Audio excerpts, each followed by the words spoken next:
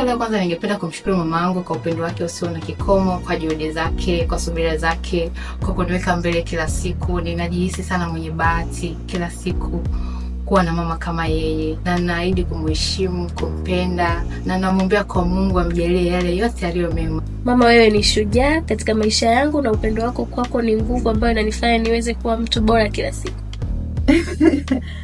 Kwa kweli nakumbuka siku niliyokuwa najifungua. The moment mtoto wangu alipotoka katika tumbo langu akawekwa kifuani kwangu, honestly nililia sana, machozi ya furaha, kimshukuru Mungu kwa sababu kuwa mama ni kubadilisha maisha na kuexperience furaha ya maisha. Nilijisikia vizuri sana, furaha ambayo huwezi kuielezea kwa maneno nilipokuwa mama kwa mara ya kwanza, na mpaka sasa navyoendelea kuwa mama. Ni feeling kama unatimiza ndoto yako. Upendo ambao huwezi kuielezea kwa maneno.